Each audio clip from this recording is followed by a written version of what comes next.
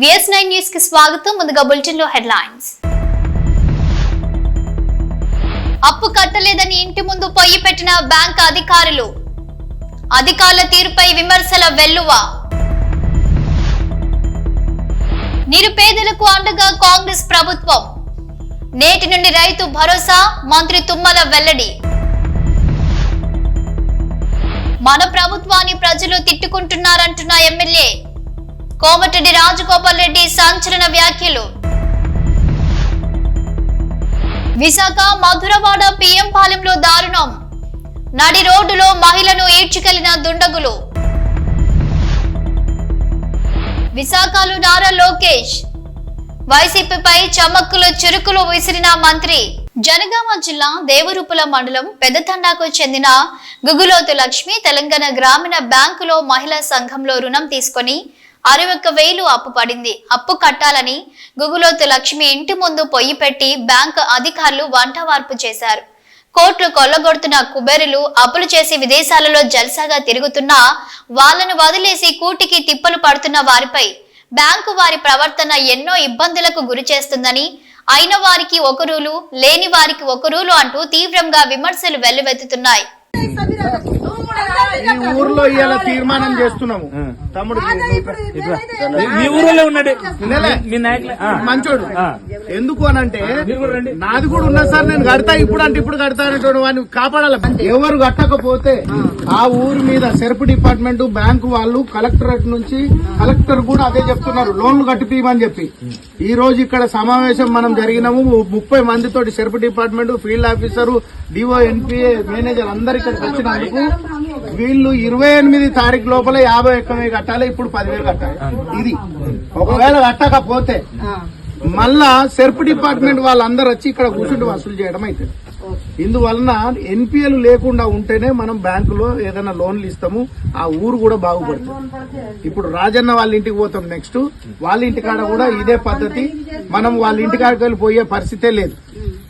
అందరూ 1,00,000 లోపు ఆదాయం ఉన్న వారికి రేషన్ కార్డు, రైతు భరోసా సొమ్ము నేటి నుంచి బ్యాంకులో తీసుకోవచ్చని తెలిపారు మంత్రి తుమ్మల నాగేశ్వరరావు. తెలంగాణలో ఇల్లు లేని నిరుపేదలకు ఇందిరమ్మ ఇల్లు మంజూరు చేస్తున్నామని తెలిపారు. సొంత స్థలంలో ఇల్లు కట్టుకునేందుకు 5 లక్షల రూపాయలు ఆర్థిక సాయం చేస్తామన్నారు. రైతు కూలీలకు ఏడాదికి 12,000 రూపాయలు ఆర్థిక సాయం అందిస్తామని తెలిపారు. 1,00,000 లోపు ఆదాయం ఉన్న వారికి రేషన్ కార్డులు మంజూరు చేస్తామని మంత్రి ప్రకటించారు. మార్చి 31వ తేదీ నాటికి ఇందిరమ్మ ఇల్లు, రైతు భరోసా, ఆత్మీయ భరోసా, రేషన్ కార్డుల పథకాలు అమలు చేస్తామని స్పష్టం చేశారు. ఈ ఏడాది రైతు భరోసా కింద ప్రతి ఎకరాకు 12,000 ఇవ్వనున్నట్లు వ్యవసాయ శాఖ మంత్రి తుమ్మల నాగేశ్వరరావు చెప్పారు. భూమి లేని పేదలకు ఇందిరమ్మ ఆత్మీయ భరోసా కింద ఏడాదికి 2 విడతలుగా 12,000 రూపాయలు ఇస్తామని పేర్కొన్నారు. పథకాలపై ఎమ్మెల్యే కోమటిరెడ్డి రాజగోపాల్ రెడ్డి సంచలన వ్యాఖ్యలు చేశారు. గ్రామాల్లో ప్రజలు ప్రభుత్వాన్ని తిడుతున్నారని, కేసీఆర్ ను మెచ్చుకుంటున్నారని అన్నారు. రైతు బంధు మధ్యలో ఒకసారి ఎగ్గొట్టినాం. రైతు భరోసాలో ఇచ్చిన హామీ మేరకు కాకుండా కొంత నగదును తగ్గించాం. అందుకే గ్రామ ప్రజలు ప్రభుత్వాన్ని తిడుతున్నారని, ఎన్ని అప్పులు చేసి అయినా పథకాలు అమలు చేస్తామని అన్నారు ఎమ్మెల్యే కోమటిరెడ్డి రాజగోపాల్ రెడ్డి. రైతు బంధు మీకు తెలుసు, రైతు భరోసా పేరు మార్చింది. రైతు భరోసా కూడా గవర్నమెంట్ రాగానే ఎమ్మటే ఇచ్చిందా? ఎంత ఇచ్చారు? 5,000 నాకు ఇచ్చినప్పుడు నేను కాంగ్రెస్ వచ్చిన ఇచ్చిండు. మధ్యలో మాత్రం ఒకసారి డుంకి కొట్టింది. ఒకటే తిరుగుతుంది జనం ఊళ్ళో పెట్టి, ఒకటే తిరుగుతున్నారు. ఏ కేసీఆర్ బాగుండేది ఇస్తారు కాంగ్రెస్ అన్నదా కానీ కేసీఆర్ బాగుండే రైతు బంధు. విశాఖ మధురవాడ పిఎం పాలెంలో దారుణ దాష్టీకం ఘటన జరిగింది. నడి రోడ్డులో మహిళపై దుర్మార్గంగా ప్రవర్తించారు 3 వ్యక్తులు. మిథిలపురి ఉడా కాలనీలో టిఫిన్ బండి నిర్వహిస్తున్న మహిళలపై 3 వ్యక్తులు కిరాతకంగా దాడి చేశారు. రోడ్డుపై కిలోమీటర్ పొడవునా ఈడ్చుకెళ్లారు 3 వ్యక్తులు. దీంతో పిఎం పాలెం పిఎస్ లో మహిళ ఫిర్యాదు చేసింది. మహిళ ఫిర్యాదు చేసినప్పటికీ పట్టించుకోవడం లేదు అధికారులు. ఎటువంటి విచారణ చేయకుండా తిరిగి మహిళలను బెదిరిస్తున్నారని పిఎం పాలెం పోలీసులపై ఆరోపణలు వస్తున్నాయి. ఎటువంటి విచారణ చేయకుండా 2 పార్టీలపై ఎఫ్ఐఆర్ నమోదు చేసి చేతులు దులిపేసుకున్నారు పోలీసులు.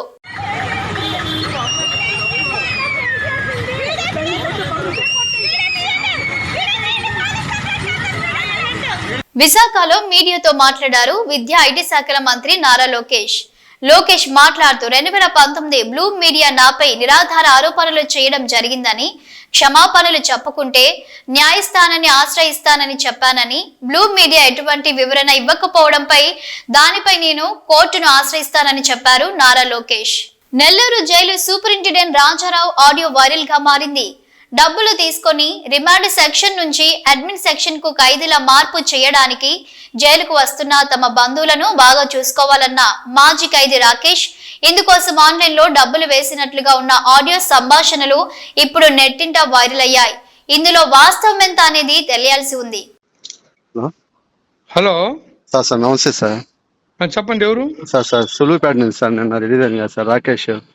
సరే బాబు చెప్పు, మళ్ళీ ఫోన్ చేయకపోతే సార్ అది చేశాను సార్, పదన ఎత్తలేదు దాని గురించి. ఓకే చెప్పు సార్. ఆ నంబరు ఇది సింగరకొండ బలిషెట్ అని వచ్చింది సార్. అవును సార్ దానికి ఒక 5 చేస్తాను సార్. మొన్న ఆ అబ్బాయిని రిమాండ్ నుంచి మార్చినప్పుడు దుర్గా ప్రసాద్ 5 పంపించాను సార్ మీ కాడికి. రాలేదే సార్. అది జగదీష్ అనేది తీసుకొచ్చారు కదా సార్. ఎప్పుడు సార్ దుర్గా ప్రసాద్ అనే అబ్బాయిని రిమాండ్ బ్లాక్ నుంచి అడ్మిషన్ మార్చారు కదా సార్. అవును, ఆ రోజు 5 పంపించాను సార్. వాళ్ళు అక్కడ పిల్లగాళ్ళని చెప్తే ఇచ్చేస్తామని చెప్పాను సార్ ఫోన్ చేస్తే. ఎప్పుడు రా బాబు అది సార్ రిమాండ్ బ్లాక్ నుంచి మార్చారు కదా సార్. రిమాండ్ నుంచి అడ్మిషన్ మార్చారు సార్ దుర్గా ప్రసాద్ అనే అబ్బాయిని. ఓకే. ఆ రోజు జగదీష్ నెల్లూరులో ఉంటారు కదా సార్, పాల్ జగదీష్ కాడ పంపించాను సార్ 5,000. మరి గుర్తులేదు, నాకైతే గుర్తులేదు. సరే సార్, ఇప్పుడు ఈ నంబర్ కి ఒక 5,000 పంపిస్తాం సార్. మరి సోమవారం గానీ మంగళవారం గానీ మా అన్న సురేందర్ ఉన్నాడు కదా సార్, తన్ని సరెండర్ చేస్తాం సార్ జైలుకి. అప్పుడు పైకి వచ్చి కలుస్తాం సార్ మిమ్మల్ని. సరే కానీ కలుస్తాం సార్. చాలా బాగా చూసుకున్నాం sir. Thank you so much sir. సరే కానీ థ్యాంక్ యూ సార్. సార్ నమస్తే సార్. ఎవరు sir Rakesh sir, Suluvupeta sir. Rakesh sir, Suluvupeta. మన అవును సార్, ఈ మధ్య రిలీజ్ అయ్యాను కదా సార్, అదే ఫోన్ పే చేసి. బాబు చెప్పు. అదే సార్ మా అన్న వస్తా అని చెప్పాను కదా సార్.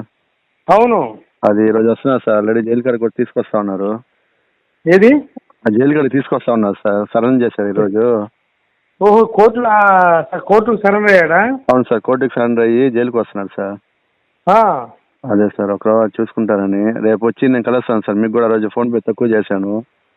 సరేనా, రేపు సరే సార్, రేపు డైరెక్ట్ గా వచ్చి కలుస్తాను సార్. రేపు బాబు సూపాన్ని కలవాలంటారా? సరే సార్, ఏదైనా బాటిల్ ఉంది అమ్మట్లేదు సార్. మంచిది ఉండి చూడు. సరే సార్, అలాగే సార్, తీసుకొస్తాను సార్. ఓకే, వాడి గురించి ఫోన్ చేయి, పైకి తీసుకుంటాను. సరే సార్, అలాగే సార్.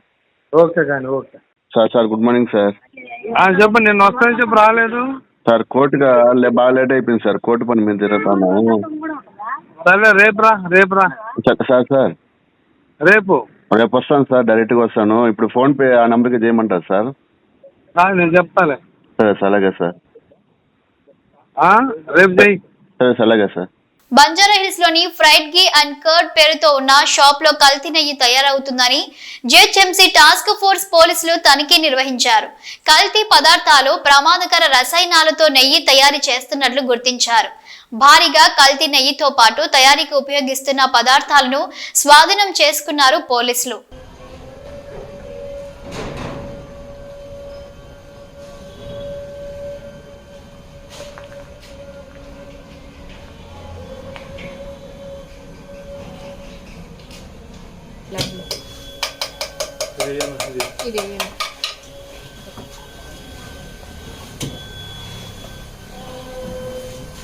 ఇంకా లాంగ్ షాట్ ఇంకా అప్పుడు చేయకరా.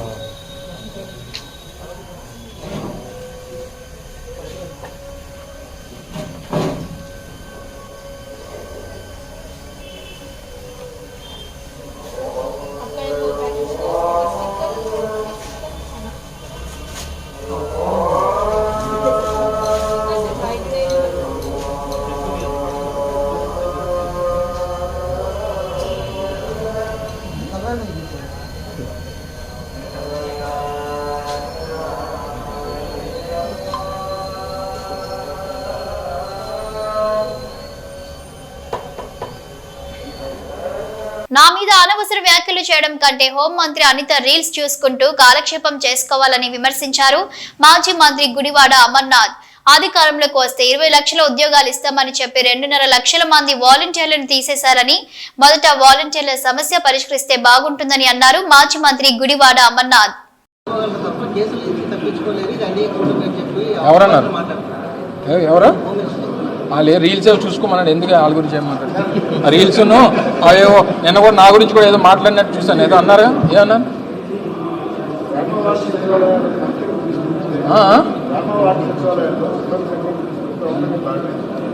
వారు ఎన్నికల ప్రచారంలో చెప్పినటువంటిది రాష్ట్రంలో 20 లక్షల మందికి ఉపాధి కల్పిస్తాం, 20 లక్షల మందికి ఉద్యోగాలు కల్పిస్తాం అనేటువంటిది ఎన్నికల హామీ. 8 నెలలు పూర్తయిపోతుంది. 2.5 లక్షల మంది వాలంటీర్లు తీస్తారు. 15,000 మంది ఎక్సైజ్ డిపార్ట్మెంట్ నుంచి పనిచేసినటువంటి అవుట్సోర్సింగ్ సిబ్బందిని తీస్తారు. ఇప్పటికే దాదాపు 4 లక్షల మంది ఉద్యోగస్తుల్ని ఈ ప్రభుత్వం అధికారంలోకి వచ్చినటువంటి 8 మాసాల్లో తొలగించింది.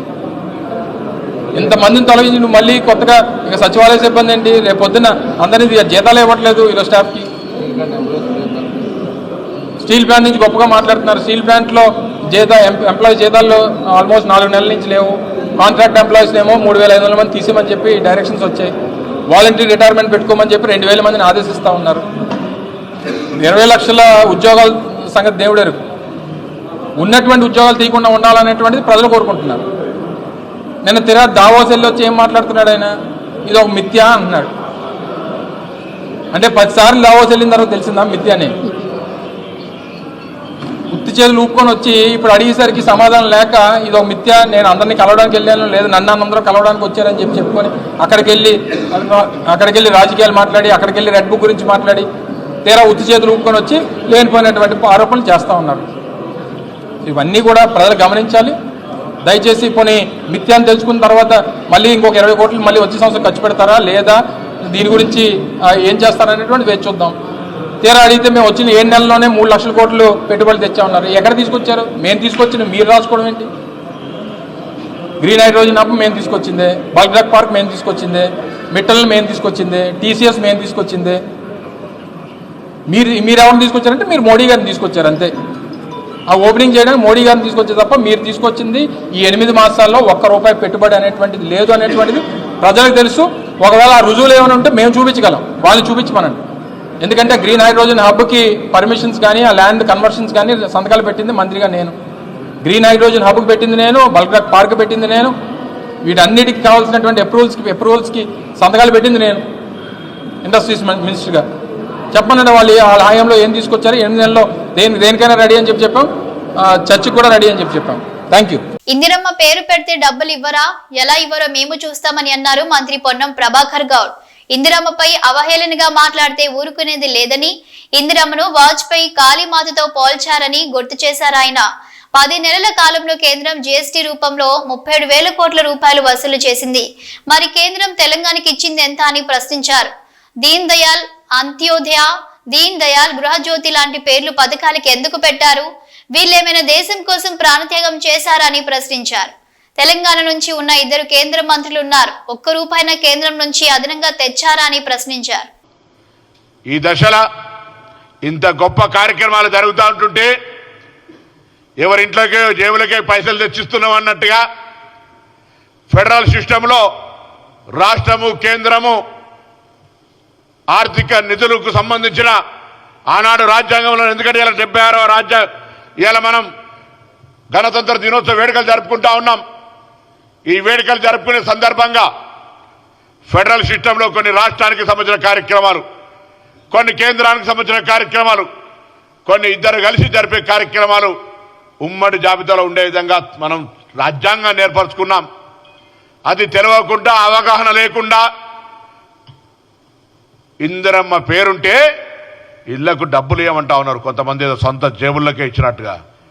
అన్ని దగ్గర పెట్టుకొని మాట్లాడండి. ఇప్పటికే తెలంగాణ బీజేపీ తెలంగాణ ప్రజలకు మోసం చేసింది. తెలంగాణ ప్రజలకు సంబంధించి తెలంగాణ రాష్ట్ర ఏర్పాటుతో 10 సంవత్సరాల అధికారం ఉన్న కేంద్రంలో మీరు విభజన హామీలు అమలు చేయకపోగా తెలంగాణ ఏర్పాటును ప్రధానమంత్రి స్వయంగా పార్లమెంట్లో విమర్శ చేసి అవమానపరిస్తే మాట్లాడని మీరు బడ్జెట్లో నిధులు కేటాయించకపోతే గత 10 సంవత్సరాలేమో ఉన్న రాష్ట్ర ప్రభుత్వం మమ్మల్ని అడుగుతలేదు, సత్సంబంధాలు లేవు, ప్రభుత్వంలో కేంద్రము రాష్ట్రము ఉమ్మడి జాబితాల చట్టము రాష్ట్రాలు పరస్పరం గౌరవించుకోవాలి కేంద్రము రాష్ట్రం అన్నారు. కానీ ఇవాళ తెలంగాణ ప్రభుత్వం ప్రజల పాలన ప్రభుత్వం, ప్రధానమంత్రి గారితో సహా అనేక మంత్రుల్ని ఈ రాష్ట్ర ప్రయోజనాల కొరకు కలుస్తూనే ఇక్కడి నుంచి ప్రాతినిధ్యం వేస్తున్న వాళ్ళందరినీ కూడా తెలంగాణ ప్రయోజనాల కొరకు సహకరించమని గొంతెత్తి అడిగితే కూడా బడ్జెట్లో నిధులు కేటాయించలేదు. బడ్జెట్ తర్వాత జరిగినటువంటి వరద బాధితులకు సంబంధించి నిధులు కేటాయించలేదు. ఇవాళ మళ్ళీ రాష్ట్రానికి సంబంధించి ఇందిరమ్మ పేరు మీద జరిగే ఇళ్ల ప్రక్రియకు అవహేళనగా మాట్లాడుతున్నారు. ఎవరి ఇందిరమ్మ? ఈ దేశం కోసం ప్రాణాలు అర్పించి, ఈ దేశ ఐక్యత కోసం ముక్కలు ముక్కలైన శరీరాన్ని చేసుకొని ఆనాడు మీ నాయకుడు అటల్ బిహారీ వాజ్పేయి తోటి దుర్గా మాతగా పోల్చబడ్డటువంటి ఇందిరమ్మ గురించి మాట్లాడుతున్నారే. నేను భారతీయ జనతా పార్టీని అడుగుతా ఉన్నా, ఇలా అటువంటి నాయకుల మీద మీ పార్టీ ఏం క్రమశిక్షణ చర్య తీసుకుంటుందని అడుగుతా ఉన్నా. నాణ్యత ప్రమాణాలు పాటించడం లేదని శ్రీ చైతన్య విద్యా సంస్థల సెంట్రల్ కిచెన్ లైసెన్స్ రద్దు చేశారు ఫుడ్ సేఫ్టీ అధికారులు. మాదాపూర్లోని శ్రీ చైతన్య విద్యా సంస్థలకు సంబంధించిన సెంట్రల్ కిచెన్ లైసెన్స్ ను రద్దు చేసింది ఫుడ్ సేఫ్టీ డిపార్ట్మెంట్. ఇటీవల ఈ కిచెన్ లో ఫుడ్ సేఫ్టీ అధికారులు ఆకస్మిక తనిఖీలు చేయగా ఈ కిచెన్ నుంచి గ్రేటర్ హైదరాబాద్ లోని చైతన్య కాలేజీల హాస్టళ్లకు ఫుడ్ సరఫరా చేస్తున్నట్టు అధికారులు గుర్తించారు. వేల మందికి భోజనం తయారు చేస్తున్న కిచెన్ అపరిశుభ్రంగా ఉండడంపై ఫుడ్ సేఫ్టీ అధికారులు ఆగ్రహం వ్యక్తం చేశారు. కిచెన్ లో పాడైపోయిన ఆహార పదార్థాలు నిల్వ ఉన్నట్లు గుర్తించిన అధికారులు దీంతో మాదాపూర్ ఖానామెట్ లోని చైతన్య విద్యా సంస్థల సెంట్రల్ కిచెన్ లైసెన్స్ ను రద్దు చేస్తూ ఉత్తర్వులు జారీ చేసింది. విశాఖ తగరపు వలస గొల్ల ఆదర్శ నగర్ లో భార్యాభర్తల గొడవతో పురుగుల మందు తాగి ఆత్మహత్యం చేసింది భార్య. జనవరి 24వ తారీఖున ఉదయం 11 గంటలకు భార్యాభర్తలకు గొడవ జరిగింది. తరువాత భర్త రామకృష్ణ ఉద్యోగానికి వెళ్లిపోయాడు. రాత్రి 9 గంటలకు భార్య అపస్మారక స్థితిలో ఉందని ఫోన్ రావడంతో తగరపు వలస ఎన్ఆర్ఐ హాస్పిటల్ కు తరలించారు. అక్కడ నుంచి మెరుగైన చికిత్స కోసం సిటీలోని ఓ ప్రైవేటు హాస్పిటల్ కి తరలించారు. భీమిలి మండలం తగరపు వలస గొల్లల ఆదర్శ నగర్ లో భర్తతో మనస్పర్ధంతో తల్లి 2 కూతుళ్లతో కలిసి పురుగుల మందు తాగి ఆత్మహత్య ప్రయత్నం. వీరి స్వగ్రామం శ్రీకాకుళం దగ్గర శ్రీముఖాలింగం. భర్త తగరపు వలస ఓ ప్రైవేటు కంపెనీలో ఉద్యోగి. భర్త మహంతి రామకృష్ణ కుటుంబంతో 5 ఏళ్ల క్రితం తగరపు వలస ఉద్యోగరీత్యా వచ్చారు. Bheemili PS crime number 46/25. ఇది డకైటీ కేసు. ఇది గ్రేవ్ క్రైమ్ రిపోర్ట్ అయింది. అయితే అందులో 7 ముద్దాయిలు, ఒక మహిళ కూడా ఉన్నారు. వీళ్ళందరినీ కూడా Bheemili crime police station crime staff చాలా చాకచక్యంగా పట్టుకుని వాళ్ళని అరెస్ట్ చేసి రిమాండ్ కూడా పంపించడం జరిగింది. ఇది ఎలా జరిగిన ఇందులో పార్టిసిపేట్ చేసిన 7 ముద్దాయిలు కూడా ఒక్క అఫెన్స్ కాదండి, మల్టిపుల్ అఫెన్సెస్ చేశారు. A1 అక్యూజ్డ్, మెయిన్ అక్యూజ్డ్ ఎవరైతే ఉన్నారో అతని మీద 4 కేసులు ఉన్నాయి. ఇతను విజయనగరం 2 టౌన్ పిఎస్లో రౌడీ షీటర్ కూడాను. అలాగే A2 మీద 1 కేసు ఉంది. A3 మీద 5 కేసులు ఉన్నాయి. అందులో 2 కేసెస్ 376 అంటే రేప్ కేసులు కూడా ఉన్నాయి. A4కి ఇదే కేసు, ఫస్ట్ కేసు. A5కి 2 కేసులు ఉన్నాయి. A5 కూడా వాసుపల్లి శ్యామ్ ప్రకాష్ అని, ఇతను కూడా రౌడీ షీటర్. మన సిటీలోనే ఎంవిపి పోలీస్ స్టేషన్లో ఈయన మీద రౌడీ షీట్ కూడా ఉంది. A6కి 1 కేసు ఉంది. A7 A1 యొక్క స్నేహితురాలు, ఈమె A7, ఈమె మీద ఇదే మొదటి కేసు ఉంది. ఇంకా చెప్పాలంటే ఎలా జరిగింది అనేది చెప్పాలంటే, మన కంప్లైనెంట్ ఎవరైతే ఉన్నారో ఈ కేసులో, ఈయన శ్రీకాకుళంకి చెందిన వెల్డింగ్ వృత్తి చేసేవాళ్ళు, పాతపట్నంకి సంబంధించిన వాళ్ళు. ఈయనకి ఒక ఫోన్ కాల్ వచ్చింది. A7 ఎవరైతే, ఈమె శ్రావణి అనే A7 ఎవరైతే ఉన్నారో, ముందుగా అయితే ఒక అన్నోన్ నెంబర్, అతనికి పరిచయస్తురాలు కాదు, ఆ నెంబర్ నుంచి వచ్చింది. అయితే ఎవరో తెలియని వాళ్ళని అతను అవాయిడ్ చేశాడు. 18వ తారీఖున ఫోన్ వస్తే, మరలా 2వ రోజు 19వ తారీఖున ఇతని కూతుర్ని భీమిలి లిమిట్స్లో ఉన్న తగరపు వలస నారాయణ కాలేజ్లోని హాస్టల్లో జాయిన్ చేయడానికి వచ్చినప్పుడు మళ్ళీ సెకండ్ టైము ఫోన్ కాల్ వచ్చింది. ఈసారి ఈయన మాట్లాడితే ఆమె చాలా స్నేహంగా మాట్లాడి కలుద్దామని కూడా చెప్పడం జరిగింది. అయితే ఈ అమ్మాయిని తన కూతుర్ని అందులో హాస్టల్లో జాయిన్ చేసేసి ఈమె చెప్పిన ప్లేస్కి ఎక్కడైతే వెయిట్ చేయమందో అక్కడ వెయిట్ చేస్తున్నాడు అనమాట. అది ఎక్కడ ఆల్మోస్ట్ ఆ రోజు 19వ తారీఖు సాయంత్రం 4:30 ఆ టైంలో అనిట్స్ కాలేజ్ జంక్షన్ 3 టెంపుల్స్ అంటారు, తగరపల్స, అక్కడ ఇతను వెయిట్ చేస్తున్నాడు అనమాట. వెయిట్ చేస్తుంటే ఒక 5 to 6 persons 2 2-wheelers మీద వచ్చి ఈయన్ని బెదిరించారు బాగాను. నువ్వు ఇక్కడ నీకు ఒక అమ్మాయితో పరిచయం ఉంది, ఆ అమ్మాయి ఏమైంది, ఆ అమ్మాయిని ఏం చేసావు, నువ్వేమైనా కిడ్నాప్ చేసావా, ఇలా రకరకాలుగా ఇతన్ని భయపెట్టి ఇతన్ని ఇంకొక ప్లేస్కి తీసుకెళ్లారు. అది రఘు కాలేజ్ దగ్గర పరిసరాల్లోకి తీసుకెళ్ళి బాగా బెదిరించి ఇతని దగ్గర కొంత క్యాష్ ఉంది, ఒక 10,000 పర్స్లో ఉంది, 40,000 ఇతని దగ్గర ఉన్న బ్యాగులో ఉంది, మొత్తం 50,000 క్యాష్. అలాగే ఇతని ఫోన్ కూడా, సెల్ ఫోన్ కూడా లాక్కుని వెళ్ళిపోయారు, రియల్మీ ఫోన్. ఆ ఫోన్ ద్వారా తరువాత 8,900 కూడా డ్రా చేయడం జరిగింది. మొత్తం 58,900 రూపాయలు ప్లస్ ఫోన్, ఇవన్నీ తీసుకొని ఇతను బాగా కొట్టి బెదిరించి వెళ్ళిపోయారు. ఈయన ముందు మనకి వెంటనే కంప్లైంట్ ఇవ్వడానికి రాలేదు, కొంచెం భయపడ్డాడు బాగా బెదిరిపోయి. తరువాత తన స్నేహితులు చెప్పడం వల్ల, ధైర్యం చెప్పడం వల్ల సంభవం మన దగ్గరికి వచ్చాడు. మన భీమిలి పోలీస్ స్టేషన్లో ఫిర్యాదు ఇవ్వగానే కేసు రిజిస్టర్ చేసి ఇమ్మీడియట్గా ఎఫ్ఐఆర్ చేసి సీన్కి వెళ్ళి టెక్నికల్ ఎవిడెన్స్తో దీన్ని క్రాక్ చేయడం జరిగింది, చాలా చాకచక్యంగా. యాక్చువల్గా టెక్నికల్ ఎవిడెన్స్ ఇందులో మనకి ఫుటేజ్ వచ్చింది క్లియర్గా. ఈయన ఎక్కడైతే వెయిట్ చేశాడో ఆ అఫెండర్స్ వచ్చి ఈయన్ని పికప్ చేసి తీసుకెళ్ళింది, ఇవంతా కూడా వెహికల్స్తో సహా అంత డీటెయిల్స్ వచ్చినాయి. దాన్ని బట్టి వీళ్ళ ఒక్కొక్కరిని మొత్తం కూడా మనం ట్రాక్ చేయడం జరిగింది. అందరినీ అరెస్ట్ చేశాము. ఈరోజు రిమాండ్ కూడా అయిపోయింది. ఫుల్ ప్రాపర్టీ కూడా రికవర్ అయింది, ఇంక్లూడింగ్ ఫోన్, క్రైమ్ వెహికల్స్ అన్నీ కూడా రికవర్ అవుతాయి. ప్రయాగ్రాజ్ లో జరిగిన మహాకుంభమేళాలో భారతదేశపు ప్రఖ్యాత బాక్సర్, బంగారు పతక విజేత మేరీ కోమ్ గంగా నదిలో పవిత్ర స్నానం ఆచరించారు. ఆమె నీటిలో తన బాక్సింగ్ నైపుణ్యాలను కూడా ప్రదర్శించింది మరియు చిన్న పిల్లల సరదాగా ఆనందిస్తూ కనిపించింది.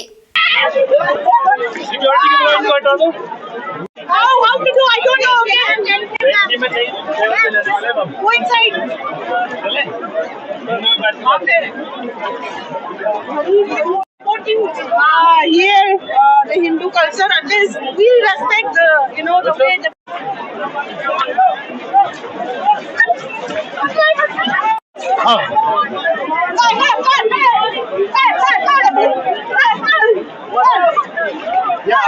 again.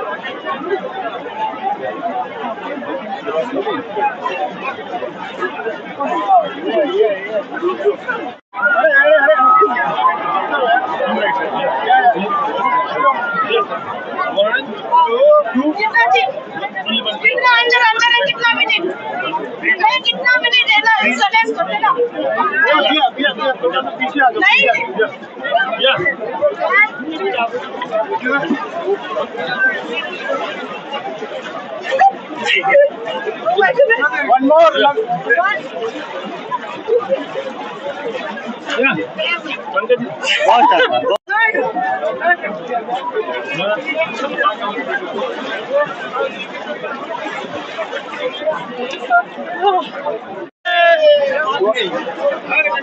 हर हर गंगे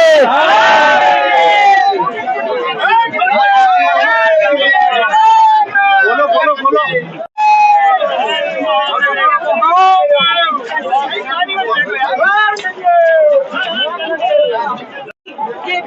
क्या कर रहे हैं? अब ऐसे पानी कर रहे हैं। सम्मान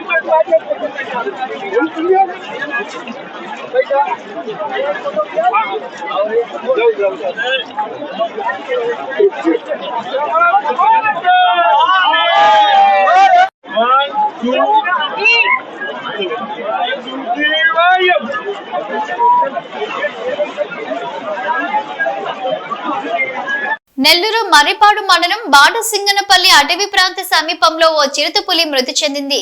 విజయవాడ జాతీయ రహదారిపై గుర్తు తెలియని వాహనం ఢీకొనడంతో చిరుతపులి మృతి చెందింది. ఇవి bulletin updates. Keep watching DTV news.